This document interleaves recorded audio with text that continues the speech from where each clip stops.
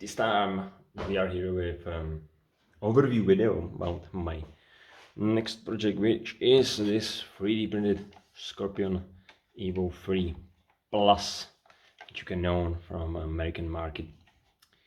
What's so special about this one, other than that this 3D printed, is it's running on a V3 gearbox, which you can find in AKs and G36s.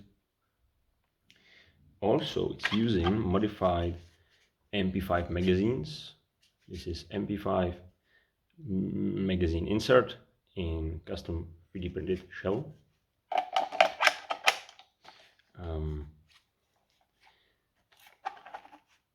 Now, as you can see, this is the V3 we all know, which is a big plus because the gearbox itself doesn't cost so much and all the parts are basically universal when it comes to the magazines, which are noticeably cheaper than on a AEG EVO. So, as I said, this is based on a Scorpion EVO 3 Plus, which means we have basically air-style magazine release. It's also ambidextrous. We have ambidextrous safety lever,